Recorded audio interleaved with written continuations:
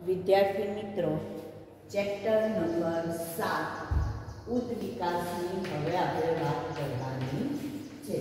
तो सौथी पहला तो आपणे उद्विकास एटले शुं एनी वात करीए। तो उद्विकास एटले कोईपण एवी प्रक्रिया के जे क्रमिक अने धीमी थती प्रक्रिया। विकासनी एवी प्रक्रिया जे क्रमिक थाय छे अने धीमी थती प्रक्रिया छे। क्रमिक पण थाय छे अने केवी थाय छे तो धीमी थती प्रक्रिया छे। हवे आनी अंदर आपणे क्रमिक अने धीमो विकास कीधेलो छे, बराबर। तो पहेલું आपणे वात करवानी छे के जीवनी उत्पत्ति विषे।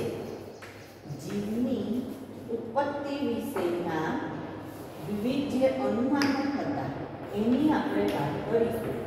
जीवनी उत्पत्ति के भाई जीवनी उत्पत्ति क्यारे थई, जुदा जुदा वैज्ञानिकोना मत जुदा जुदा हता अने एकला वैज्ञानिको नहीं तत्वचिंतको पण आनी अंदर भाग भजवता हता।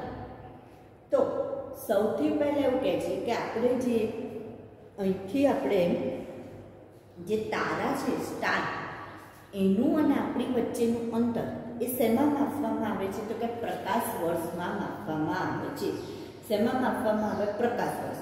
હવે તારાઓ આપણાથી ઘણા દૂર છે, તારાઓ આપણાથી ઘણા દૂર હોય છે અને લગભગ એ લોકો આપણાથી 10 થી 12 કિલોમીટર 10 ની 12 કિલોમીટર दूर आवेला छे।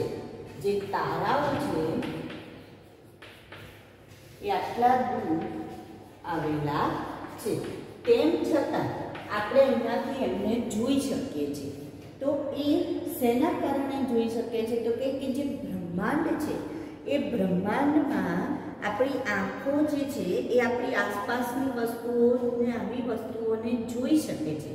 तो ब्रह्मांड की बात आवे छे कि ब्रह्मांड जे जीवनी उत्पत्ति ए ब्रह्मांडना इतिहास में विशिष्ट घटना मानवामां आवे छे। जीवनी उत्पत्ति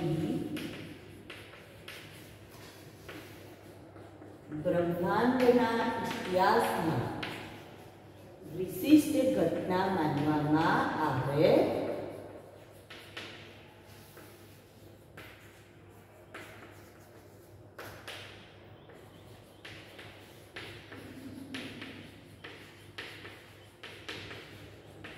હવે આપણે જો જીવની ઉત્પત્તિની વાત કરીએ તો એના પહેલા આપણે કોની વાત કરવી પડે? બ્રહ્માંડની વાત કરવી પડે કે ભાઈ બ્રહ્માંડની ઉત્પત્તિ કેવી રીતના થઈ હશે।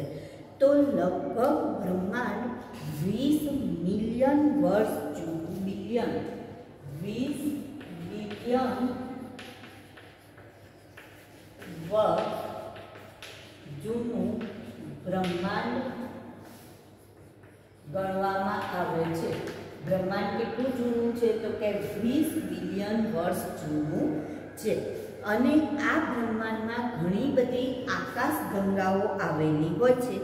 હવે આકાશગંગામાં તારા હોય, વાયુ હોય, ધૂળના વાદળો હોય। ત્યાર પછી એવું કહે છે કે બિગ બેંગ વાદ થયો। બિગ બેંગ વાદ, બિગ બેંગ વાદ। तो आ वाद में शू कहे छे? ब्रह्मांड में घणी बधी आकाश गंगा छे अने आकाश गंगा में तारा, पछी वादळो, वायुओ, धूळना वादळो आवेला होय छे। हवे बिग बेंग वादनी वात करेली छे। तो एवुं कहे छे के वायुओनुं एटलुं मोटुं वादळ हतुं अने જ્યારે એક મોટો ધડાકો થયો, પ્રચંડ ધડાકો થયો જેને બિગ બેંગ તરીકે ઓળખવામાં આવે।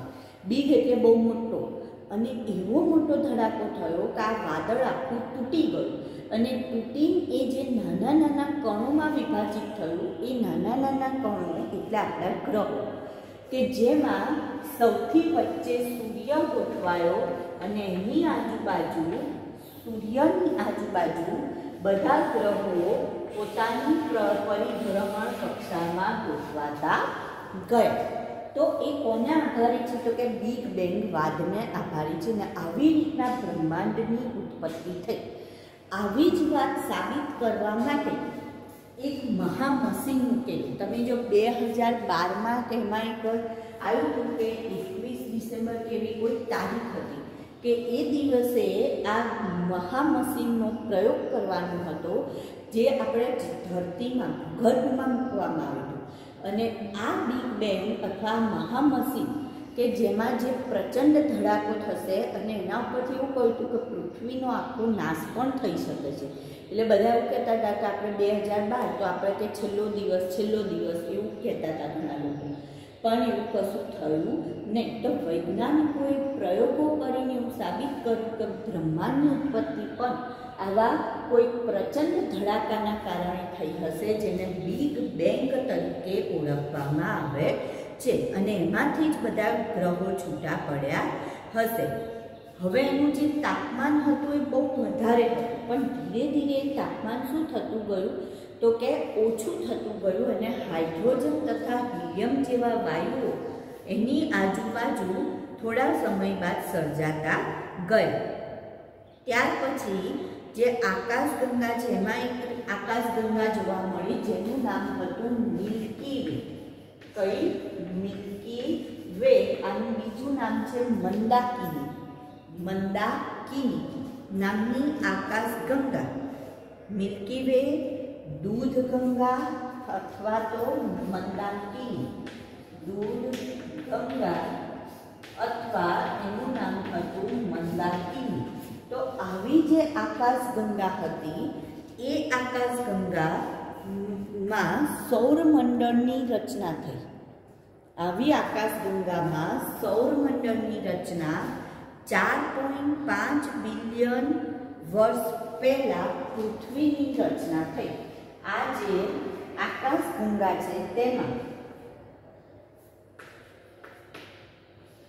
4.5 બિલિયન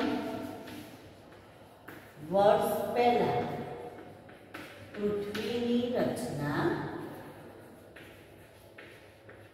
થઈ.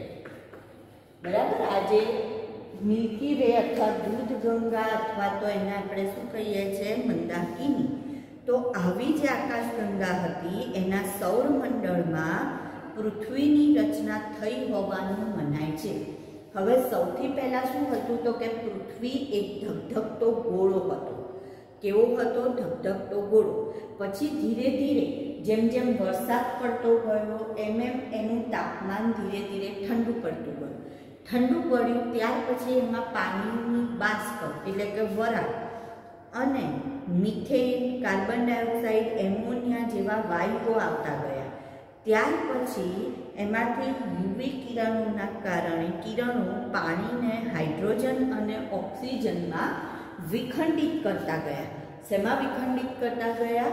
ઓક્સિજન અને હાઇડ્રોજનમાં. અને ધીરે ધીરે એમોનિયા, મિથેન એવું ઓક્સિજન સાથે જોડાઈ પાણી, કાર્બન ડાયોક્સાઇડ એટલે જુદા જુદા સંયોજનો બનતા ગયા. સૌથી પહેલાં આપણને કયો વાયુ મળ્યો હતો તો કે હાઇડ્રોજન અને હિલિયમ વાયુ મળ્યા. ત્યાર પછી ધીરે ધીરે ઓક્સિજન જે H2O હતું એનું વિખંડન થયું, યુવી રેસથી વિખંડન થયું અને યુવી લાઇટથી વિખંડન થઈને હાઇડ્રોજન અને ઓક્સિજન મળે. હાઇડ્રોજન જે છે એ બીજા સંયોજનો સાથે જોડાઈને હાઇડ્રોજને શું બનાવ્યું તો કે મિથેન વાયુ બનાવ્યો, એમોનિયા વાયુ બનાવ્યો, NH3. તો આવા જુદા જુદા વાયુ બનતા ગયા. ઓક્સિજને હાઇડ્રોજન સાથે જોડાઈને શું બનાવ્યું તો કે પાણી બનાવ્યું. તો આવા જુદા જુદા સંયોજનો આપણને પ્રાપ્ત થતા ગયા. કાર્બન ડાયોક્સાઇડ બનાવ્યો, બરાબર. ઓઝોન સ્તરનું પણ નિર્માણ થયું અને જ્યારે પૃથ્વી ઠંડી પડી તો એની આજુબાજુ વાયુઓનું એક આવરણ થયું જેને આપણે શું કહીએ છીએ? વાતાવરણ. તો વાતાવરણ, જલાવરણ, મૃદાવરણ એવા આવરણોનું એની રચના થતી ગઈ અને ધીરે ધીરે એમાં જીવની ઉત્પત્તિ પણ થવા લાગી, જે લગભગ 500 મિલિયન વર્ષ પહેલાં થઈ. કેટલા? 500 મિલિયન વર્ષ પહેલાં જીવની ઉત્પત્તિ થઈ એવું માનવામાં આવે છે. એટલે ઇન શોર્ટ આની અંદર આપણને એવું કહે છે કે બ્રહ્માંડ જે છે એમાં જુદી જુદી આકાશગંગાઓ જોવા મળતી હતી અને બિગ બેંગના કારણે મોટું જે વાયુનું વાદળ હતું એ તૂટ્યું અને એમાંથી સૌરમંડળ છૂટું પડ્યું. પછી આપણે એવું કહીએ છીએ કે મિલ્કી વે અથવા તો દૂધગંગા નામની જે આપણને આકાશગંગા જોવા મળી એમાં લગભગ 4.5 બિલિયન વર્ષ પહેલાં પૃથ્વીની રચના, સૌરમંડળમાં પૃથ્વીની રચના થઈ. તો કઈ રીતના પૃથ્વીની રચના થઈ? તો જુદા જુદા વાયુઓ જે હતા એ વાયુઓ બીજા સાથે સંયોજન બનાવતા ગયા અને સંયોજાઈને એમણે શું બનાવ્યું? તો કે મિથેન, એમોનિયા, કાર્બન ડાયોક્સાઇડ આવા વાયુઓ બનાવતા ગયા. પાણીની રચના થઈ. તો આવી જુદી જુદી રચનાના કારણે પૃથ્વીની ઉત્પત્તિ થઈ અને પૃથ્વીની ઉત્પત્તિ થઈ પછી જીવની ઉત્પત્તિ ધીરે ધીરે શરૂ થઈ. ધીરે ધીરે આપણને જીવની ઉત્પત્તિ જોવા મળી. હવે જુદા જુદા વૈજ્ઞાનિકોનો મત જુદો જુદો હતો. કેટલાક વૈજ્ઞાનિકો જીવની ઉત્પત્તિ માટે શું કહેતા હતા? તો એ લોકોનું કહેવું એવું હતું, જે ગ્રીક વિચારકો એવું કહેતા હતા કે જીવના એકમો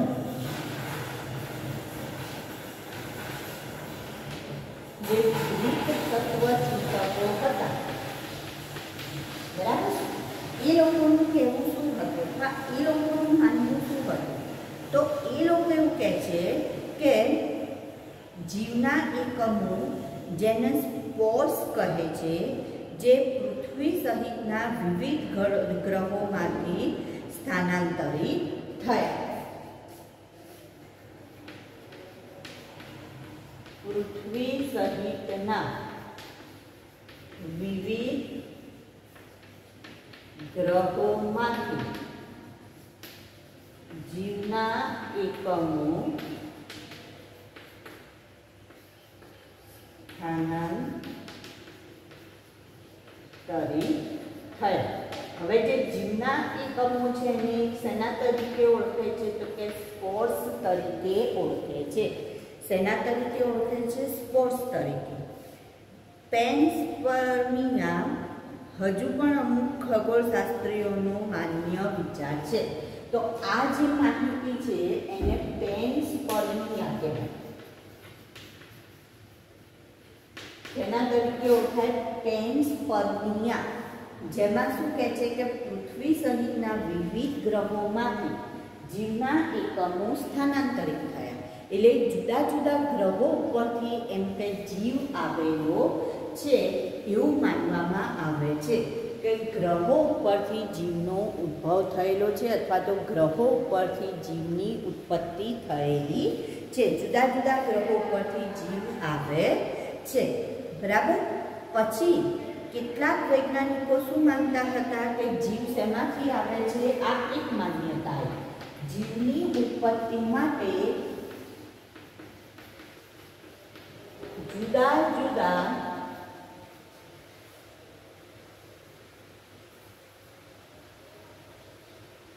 મંતવ્યો, બરાબર, જુદા જુદા મંતવ્યો.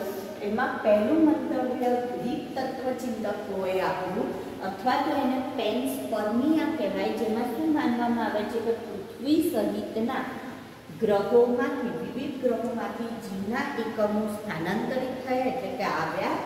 અને એને પેન્સપર્મિયા તરીકે કેમ ઓળખાય? કારણ કે જીવના એકમોને શું કહેવાય છે? તો કે સ્પોર્સ તરીકે ઓળખવામાં આવે છે.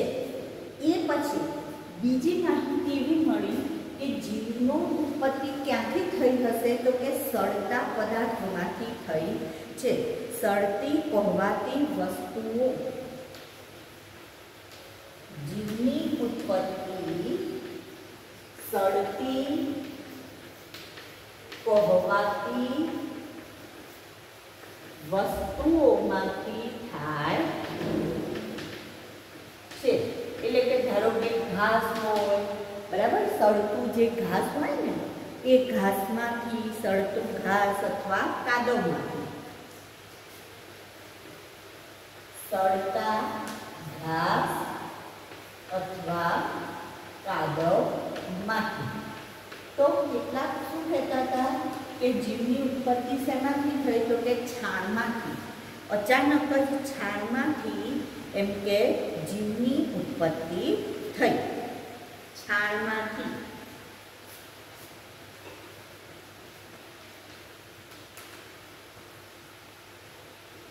ઉત્પત્તિ થઈ આવું માનવામાં આવતું હતું. જીવની ઉત્પત્તિ શેમાંથી થઈ તો કે છાણા હોય ને એ છાણમાંથી, માખીમાંથી પણ જીવની ઉત્પત્તિ થઈ એવું માનતા હતા.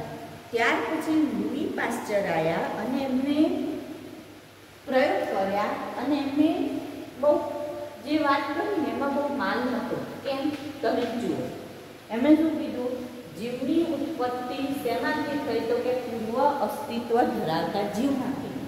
હવે જો પૂર્વ અસ્તિત્વ ધરાવતો જીવ તો પણ એ ક્યાંથી આવ્યો?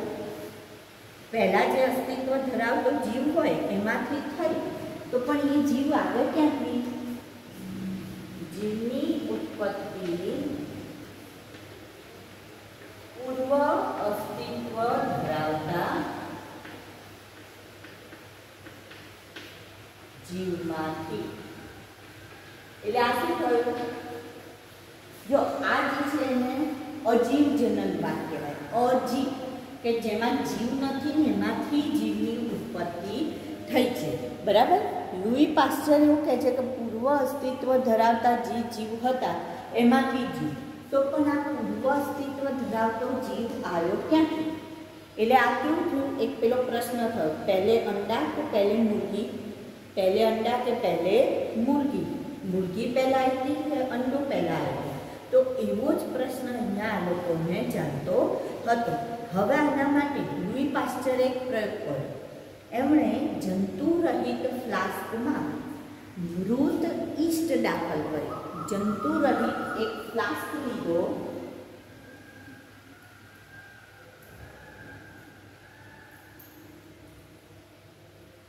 આ ફ્લાસ્ક, બરાબર, અને એની અંદર એમણે શું દાખલ કર્યું? ઈસ્ટ, જે મૃત હતી. મૃત ઈસ્ટ દાખલ કરી અને આ ફ્લાસ્કને અહીંયાથી બંધ કરી દીધો. અને ફ્લાસ્ક કેવો હતો તો કે જંતુ રહિત ફ્લાસ્ક હતો. જંતુ રહિત ફ્લાસ્કમાં એમણે ઈસ્ટને, મૃત ઈસ્ટને દાખલ કરી. હવે જ્યારે એમણે આવો પ્રયોગ કર્યો તો એમને શું જોવા મળ્યું? તો એમણે જોયું કે અહીંયા કોઈ નવો જીવ પેદા થયો નહીં. પણ બીજા ફ્લાસ્કમાં જ્યારે ખુલ્લી હવા દાખલ થઈ તો હવે અહીંયા જુઓ, આ ફ્લાસ્ક અહીંયાથી આપણે શું કરી દીધેલો છે?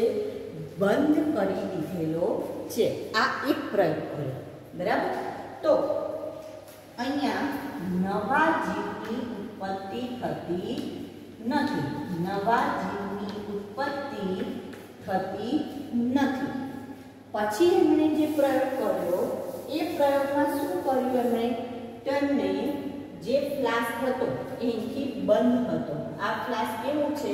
બંધ ફ્લાસ્ક છે, બરાબર. હવે જે ફ્લાસ્ક લીધો, સેમ ફ્લાસ્કને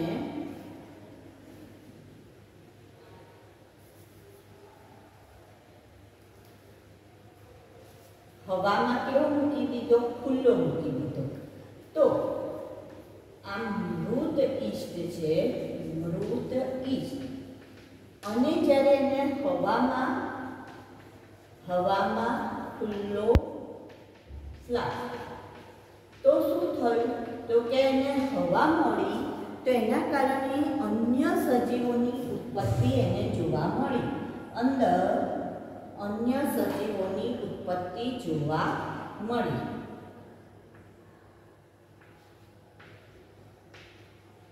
અન્ય જીવની ઉત્પત્તિ પેલી મૃત ઈસ્ટમાંથી પણ જોવા મળી. એટલે કે જે હવામાંથી બેક્ટેરિયા કે જે પણ દાખલ થયા હતા એ લોકોએ આ મૃત ઈસ્ટને ખોરાક તરીકે ઉપયોગ કર્યો.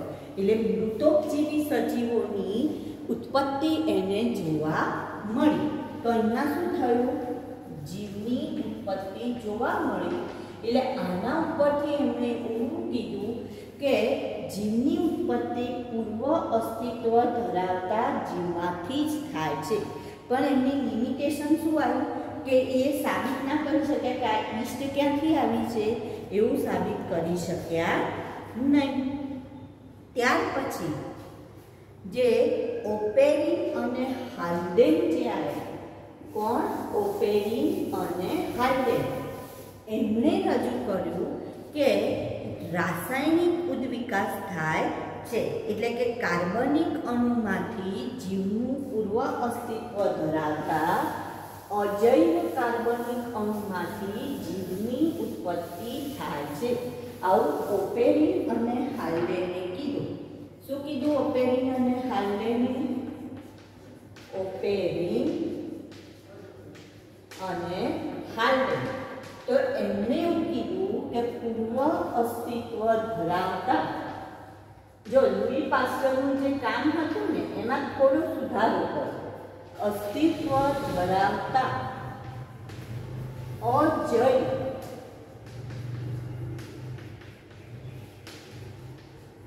કાર્બનિક દ્રવ્યમાંથી જીવની ઉત્પત્તિ. આવી વાત કોણે કરી? ઓપેરિન અને હાલ્ડેને કરી કે અજૈવ કાર્બનિક અણુ અથવા તો દ્રવ્યમાંથી જીવની ઉત્પત્તિ થાય છે.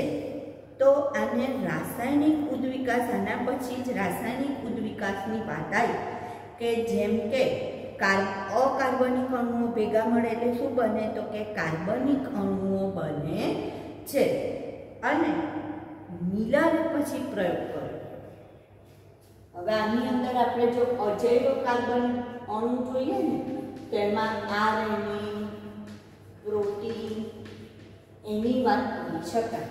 તો આમાંથી જીવની ઉત્પત્તિ થઈ એવી વાત ઓપેરિન અને હાલ્ડેને કરેલી છે. કોણે કરી? ઓપેરિન અને હાલ્ડેને કરી. એ પછી તો આને આપણે રાસાયણિક ઉદ્વિકાસ કહીશું. કેમ રાસાયણિક ઉદ્વિકાસ? કેમ? સૌથી પહેલા શું હોય તો કે અકાર્બનિક દ્રવ્ય, અકાર્બનિક અણુ અથવા દ્રવ્ય જે ભેગા મળી કાર્બનિક અણુની રચના કરશે. કોની રચના કરશે? કાર્બનિક અણુ. અને આ કાર્બનિક અણુમાંથી શું થાય છે તો કે જીવની ઉત્પત્તિ થાય છે. બરાબર? આ કાર્બનિક અણુમાંથી શું થયું? જીવની ઉત્પત્તિ થઈ. આવી વાત કોણે કરી? ઓપેરિન અને હાલ્ડેન, જેને રાસાયણિક ઉદ્વિકાસ તરીકે પણ ઓળખાય. જેને શું કહી શકાય? રાસાયણિક ઉદ્વિકાસ. કેમ એને રાસાયણિક ઉદ્વિકાસ કહેવાય? કારણ કે રસાયણો દ્વારા ઉદ્વિકાસની પ્રક્રિયા થઈ માટે એને શું કહેવાય? રાસાયણિક ઉદ્વિકાસ. હવે આને સાબિત કરવું પડે કે ખરેખર જીવની ઉત્પત્તિ રાસાયણિક ઉદ્વિકાસ દ્વારા થઈ છે. તો આ વાત સાબિત કરવા માટે મિલર નામના જે વૈજ્ઞાનિક હતા એમણે પ્રયોગ કર્યો, જેને મિલરના પ્રયોગ તરીકે ઓળખવામાં આવે છે. મિલરે જે પ્રયોગ કર્યો એને શેના તરીકે ઓળખાય છે? મિલરનો પ્રયોગ. તો S.L. મિલરે અમેરિકન વૈજ્ઞાનિક છે. એમણે પૃથ્વીના આદિ વાતાવરણ જેવું S.L. મિલરનો પ્રયોગ, એમનો જે પ્રયોગ છે એની હવે આપણે વાત કરવાની છે. S.L. મિલરનો પ્રયોગ. તો પ્રયોગની અંદર આપણે વાત કરીશું. સૌથી પહેલા હેતુ. આ પ્રયોગનો હેતુ શું છે? તો હેતુ છે પૃથ્વીના આદિ વાતાવરણ જેવું, પૃથ્વીના આદિ વાતાવરણ જેવું વાતાવરણ પ્રયોગશાળામાં ઉત્પન્ન કરવું. પ્રયોગશાળામાં ઉત્પન્ન કરવું. આ એમનો મુખ્ય હેતુ હતો કે આદિ વાતાવરણ જેવી જ સ્થિતિ પ્રયોગશાળામાં નિર્માણ કરવી, જેને મિલરના પ્રયોગ તરીકે પણ ઓળખવામાં આવે છે. આના માટે એમણે સૌથી પહેલાં એક બંધ ફ્લાસ્ક લીધો અને આની હું અહીંયા આકૃતિ દોરું છું, તમે જોશો. પછી એના ઉપરથી સાધનો અને એની આપણે રચના લખીશું.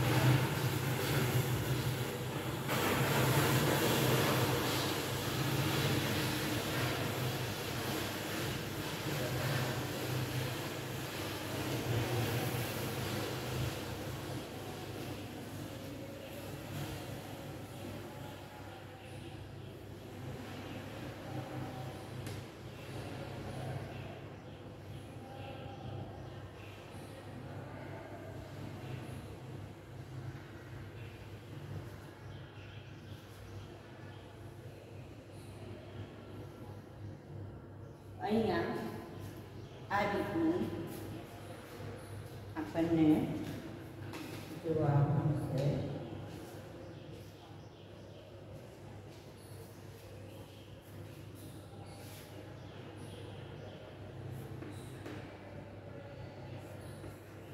આ છે બંધ હવાચુસ્ત ફ્લાસ્ક, જેની અંદર એમણે કયા કયા વાયુઓ લીધેલા છે?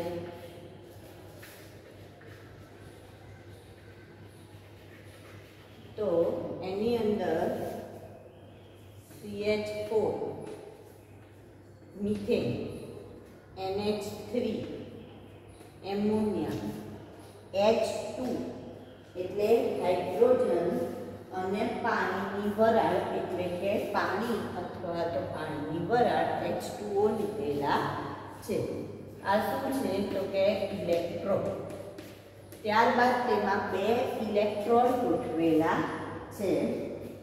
હવે અહીંયા ઉકળતું પાણી નાખવામાં આવે છે. આની અંદર શું રાખીશું? ઉકળતું પાણી. અહીંયા પાસ છે ટ્રેપ, આ કન્ડેન્સર છે. અહીંયા એક વેક્યુમ પંપ મૂકી દઈએ.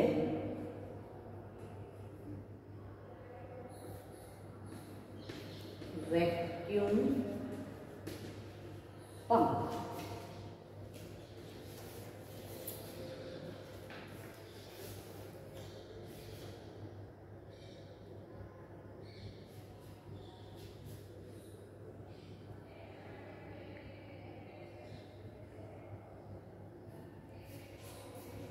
અહીંયા આપણને જે મળશે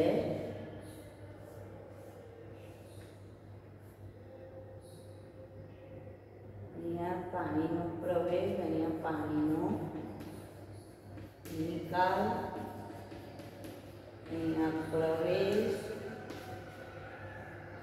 અહીંયા કાર્બનિક દ્રવ્ય ધરાવતું પાણી, આ છે ટ્રેપ અથવા પાસ.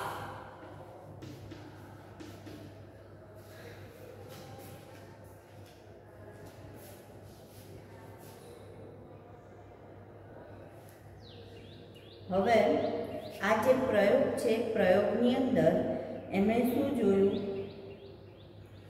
કે એના જો સાધનો લઈએ આપણે તો સાધનોમાં એમને ઇલેક્ટ્રોડ, હવાચુસ્ત,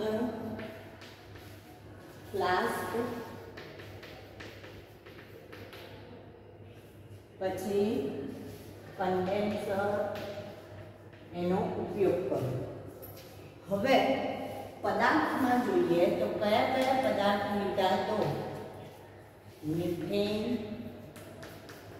એમોનિયા, પાણી અને હાઇડ્રોજન તથા ગરમ પાણી. હવે અહીંયા પ્રક્રિયા શું થશે? તો સૌથી પહેલા એવું કહે છે કે જ્યારે અહીંયા ઇલેક્ટ્રોડ ગોઠવ્યા અને વીજ ચમકારા કરાયા, આ રીતના ઇલેક્ટ્રોડ ગોઠવીને ચમકારા કરાવડાયા, એટલે જેમ કરંટ આપીએ ને એવું કરંટ કરાવડાયા. અને અહીંયા અંદર શું છે? તો આ વાયુ છે. આ વાયુઓના કારણે અહીંયાથી ઉકળતું પાણી જે વરાળ મોકલશે એ વરાળ આ વાયુઓ સાથે ભળશે. આ વાયુઓ વરાળ સ્વરૂપે જ્યારે અહીંથી પસાર થશે ત્યારે આ કન્ડેન્સર છે. જે કન્ડેન્સર એ વરાળને કેવી પાડશે? ઠંડી પાડશે. ઠંડી પાડશે એટલે જો અહીંયા કન્ડેન્સરમાં પાણી પ્રવેશ કરાવશે અને અહીંયા ગરમ પાણી બહાર નીકળશે. પાણી પ્રવેશ, પાણી બહાર નીકળશે. એટલે એના કારણે કન્ડેન્સર કેવું રહેશે? કુલ રહેશે, ઠંડુ રહેશે. અને અહીંયા જે વરાળ ઉત્પન્ન થઈ હતી એ ઠંડી પડશે, જેની અંદર શું છે? તો કે કાર્બનિક દ્રવ્ય ધરાવતું પાણી. અને આ જે ટ્રેપ છે અથવા પાસ છે એમાંથી એ કાર્બનિક દ્રવ્યવાળું પાણી મેળવી લેવામાં આવે. અને જ્યારે એનો પ્રયોગો કરવામાં આવ્યા અને એની રાસાયણિક જ્યારે પ્રક્રિયાઓ કરવામાં આવી ત્યારે ખબર પડી કે એ જે પાણી લીધું એની અંદર શર્કરાનું પ્રમાણ જોવા મળ્યું, પછી એવી રીતના પ્રોટીનનું પ્રમાણ જોવા મળ્યું, એટલે કે પોલિસેકેરાઇડનું પ્રમાણ, પોલીપેપ્ટાઇડનું પ્રમાણ જોવા મળ્યું, નાઇટ્રોજન બેઝ જોવા મળ્યા અને ચરબી તથા રંજક દ્રવ્યનું નિર્માણ થયેલું હતું. તો આના ઉપરથી એવી ખબર પડી કે વર્ષો પહેલાં આ જ રીતના પૃથ્વીના ઉદ્ભવ માટે અથવા તો સજીવના ઉદ્ભવ માટે પણ આવી જ કંઈક પ્રક્રિયા થઈ હશે અને એના દ્વારા જીવની ઉત્પત્તિ થઈ હશે. આવો પ્રયોગ લગભગ 18 વખત કર્યો એમણે મિલરે અને ત્યારે એમને સફળતા મળી અને એમને જે શર્કરા ને બધું મળ્યું એના ઉપરથી ખબર પડી કે સજીવનું ઉત્પત્તિ એ આમાંથી જ થયેલી છે અને એને રાસાયણિક ઉદ્વિકાસ તરીકે ઓળખવામાં આવે છે.